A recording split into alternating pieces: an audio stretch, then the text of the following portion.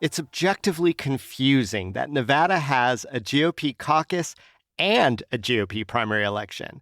They're happening in different ways, at different places, with different candidates. But they're both moving forward this week, resulting in a whole bunch of interesting consequences, including the potential to change how we even do elections. Today on CityCast Las Vegas, Nevada independent reporter Tabitha Mueller clears it all up, hopefully, and helps us figure out what it all means for Nevada and our place in the political universe. It's Tuesday, February 6th. I'm David Figler, and here's what Las Vegas is talking about.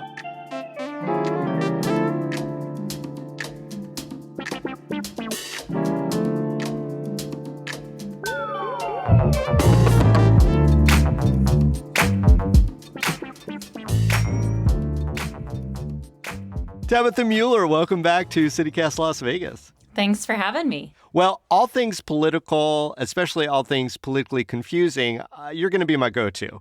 So hey, I'm always happy to come on and talk about politically confusing things. Awesome. And Tabitha, based on social media, it looks like people are still having questions about Nevada's peculiar approach to the primaries this year. So why are there two separate elections for GOP voters, only one for Dems, and no choices for nonpartisans in the primary election happening right now in Nevada? So before we get into this, I think it's really important to note that even our Republican governor has called the primary caucus kerfuffle, and I'm going to call it a kerfuffle, both confusing and unacceptable, right? Oh, okay. And I think that that's important for our listeners to know, especially when I mentioned that we have seen social media posts and people saying, well, why is Donald Trump not on my ballot and what's going on? And there's a broader conspiracy theory here. And I'm going to tell you right now, there is not a broader conspiracy. All right. Says you, liberal media. Hey, I'm going to tell it to you straight here, right? Nonpartisan, nonprofit news organization, the Nevada Independent, is going to tell you there are two separate processes. Okay. So we're just talking about the GOP right now. We are just talking about the GOP primary. The Democratic primary is a lot less confusing as far as it does not have multiple processes. Okay. And we should make it really clear that if you're nonpartisan, if you're not in one of the major parties, then you are kind of out of luck for the primary system. Right. I mean, it's funny because I did not receive a ballot. I will not be voting in the primary because there's really not a way for nonpartisans to do that. All right. So let's just hone in. What do GOP voters need to know right now? I think the important thing for GOP voters to know is that there are two processes, and there is the state-run primary, and then there is the party-run caucus. Now, you can vote in both processes. You can caucus and you can vote in the state primary, which some people are choosing to do. Okay. However, the Nevada GOP is going to use the results of the caucus, not the primary, to determine how the state's presidential delegates will be awarded at the Republican nominating convention. So, for all intents and purposes, the caucus is what will determine the delegates. Okay, so here's a quick follow-up. Every registered Republican in the state of Nevada got a mail-in ballot at their last registered address. That is the one that does not include former President Donald Trump as one of the possibilities. That is correct. Did every single registered Republican voter get something in the mail from the Nevada GOP party talking about the caucus, which, again, is a very different thing that does have Donald Trump's name on it? I don't know that answer. I do not believe so. I do know that the Republican caucus has been trying to get out the message via social media. There's a right-wing online organization called the Nevada Globe, which has been trying to get the word out. So we've seen messaging, social media platforms, email blasts, those type of things. But I don't believe that the party has been mailing every single registered Republican voter information about the caucus. All right. So I guess we're skipping the one step is, why is this happening? Yes. So I think that's a really key, important point here. And I do want to start with, there's a 2021 law that says that the state must hold a presidential preference primary election for each major political party on the first Tuesday in February of a presidential election year. So state lawmakers said, hey, we have to have a presidential primary run by the state. Now, because of that law, no matter what was happening, this is going to move forward. But Nevada's GOP party has said that we think that the best process to have voters connect with these candidates is via a caucus. So what the state party did is they said, okay, we're going to also host a caucus. Now, theoretically, they could have had the caucus and all the candidates on the ballot. But basically, the state party adopted rules that prohibited candidates who file for the primary from participating in the caucus.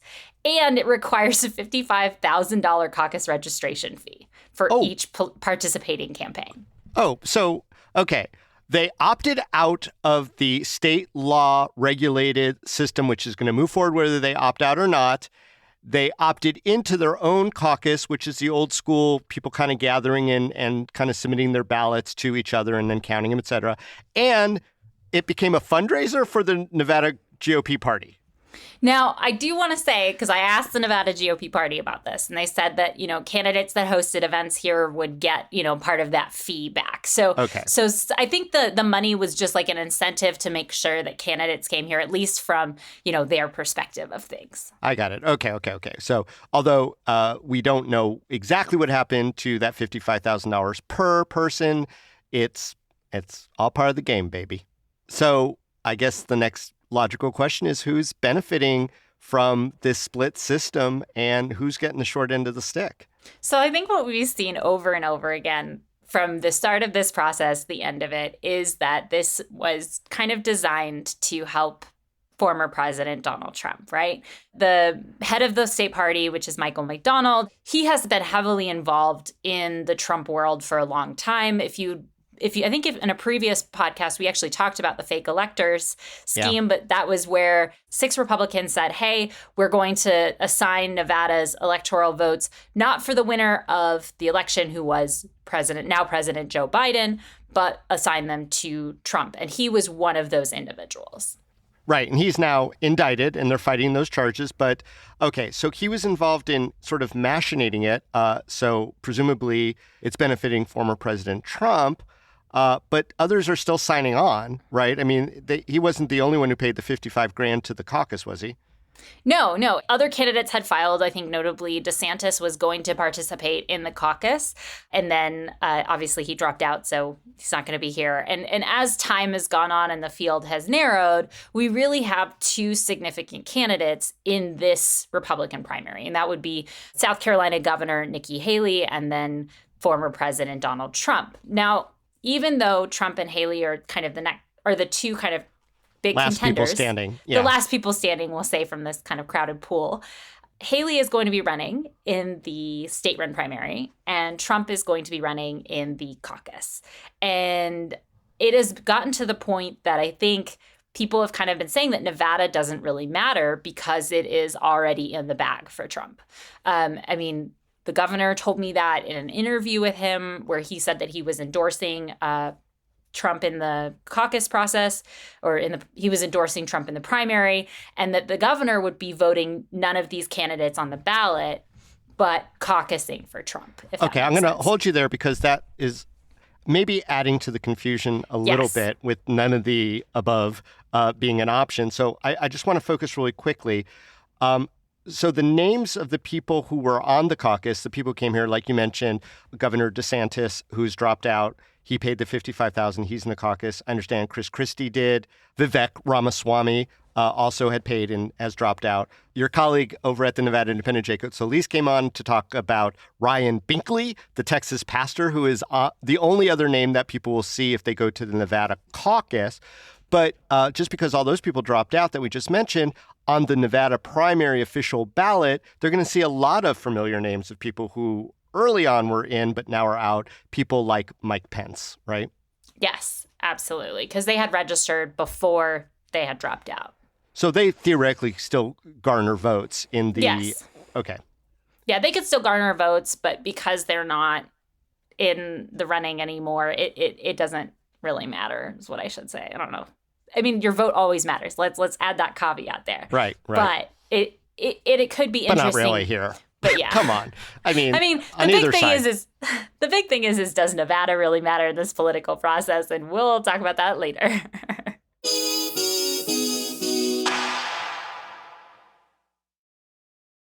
All right, so let's focus on the mechanics for a second, just because this is fascinating to me and fairly unprecedented, I'd imagine. Not that we haven't had a caucus before, but we haven't had a caucus and a primary at the same time.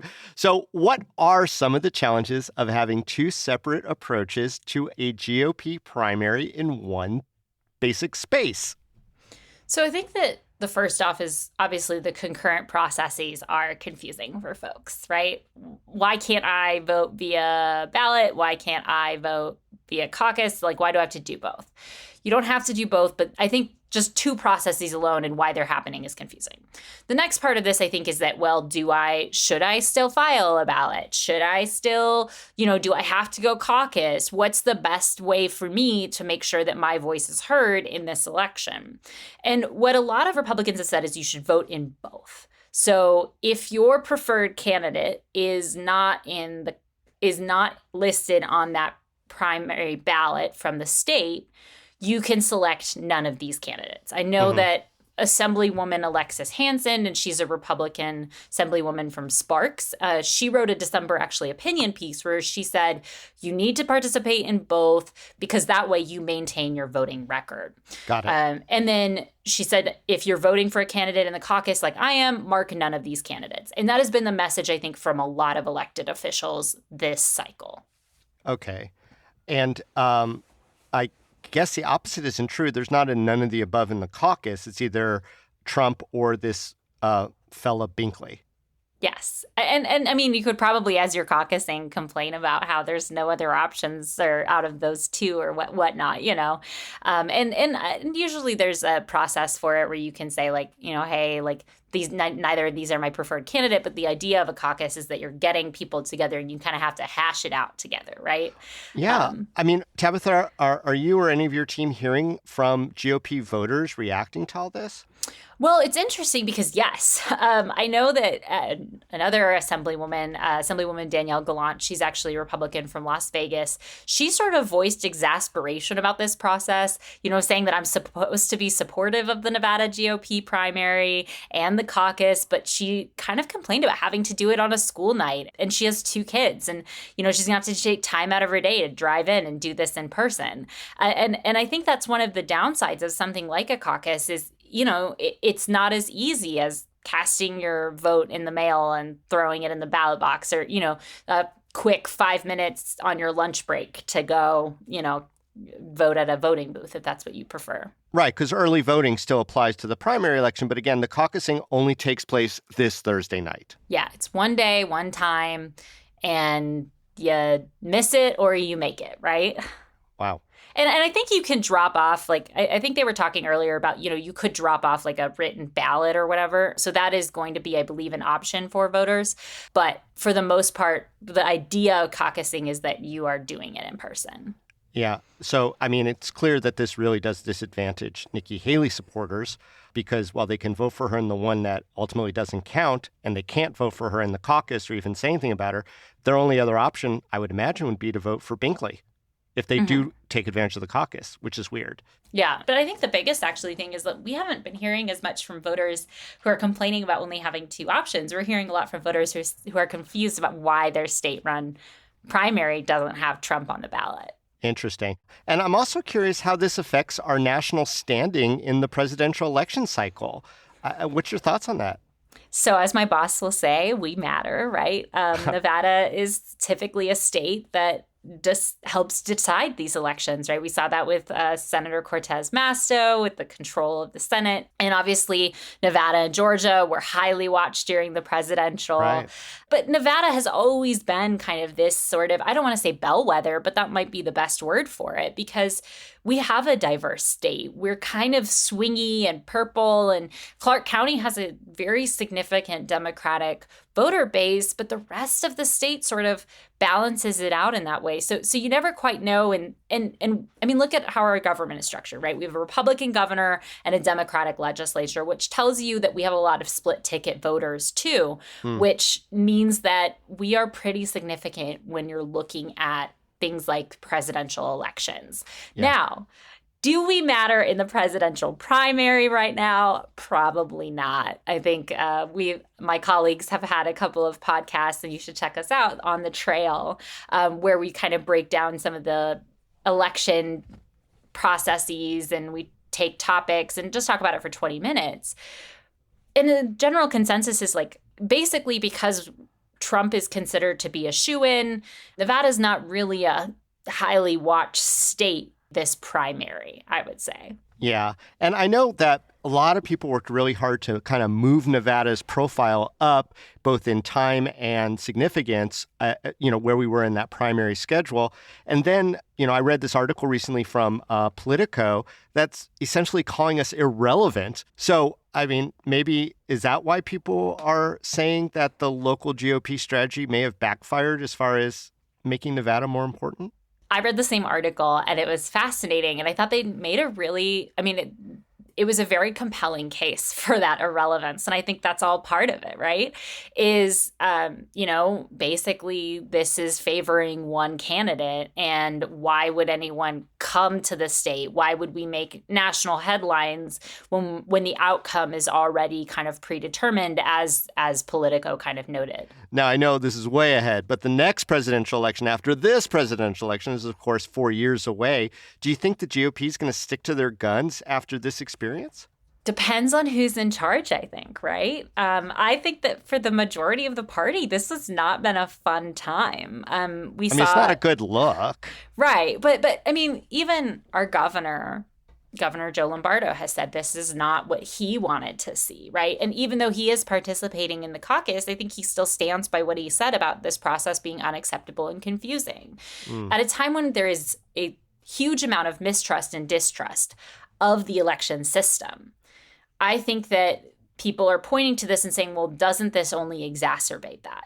Especially when we know that, the state's election systems are extraordinarily thorough, and they recheck and triple check and, all of those pieces. Now, what Republicans have said, though, is that something like the caucus allows for voter ID, which is one of the party's policy priorities moving forward, I think.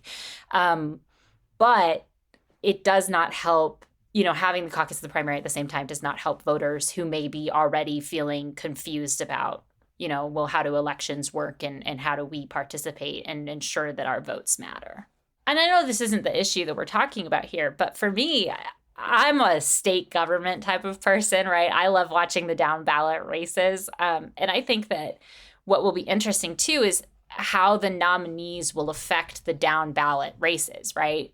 If Trump is the Republican nominee, does having him at the top of the ticket negatively or positively affect Republican candidates in the state who may be running for the legislature or county commission or partisan or in partisan races like that? Right. And especially the all-important U.S. Senate race that's also going to be on the same ballot in November. Yes, exactly. All right. Well, Tabitha, let me run down the dates so everyone's really clear. Last day voting for the official primary election run by the state is January 6th, and the caucus that is being run by the GOP party, where the delegates will actually be awarded, is January 8th. Yes. All right. Hey, Tabitha Mueller, I believe you did it. You somehow managed to clear all this up, and I really appreciate you. Thanks for coming on CityCast Las Vegas. Thanks for having me. I appreciate it.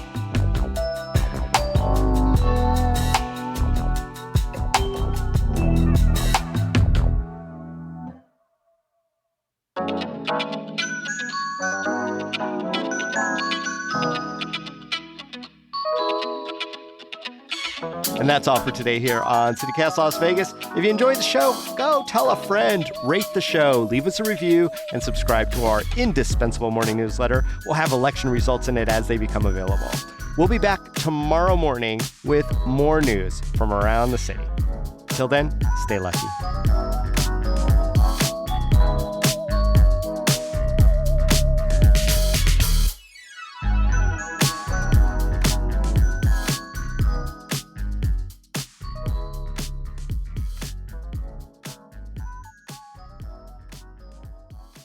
I think a lot of politicos are going to be watching, does none of these candidates or none of the above win?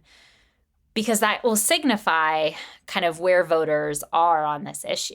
The strength of Trump as a candidate versus those who might want to dissent against Trump in whatever way they can, but still are Republican. Absolutely. Yeah.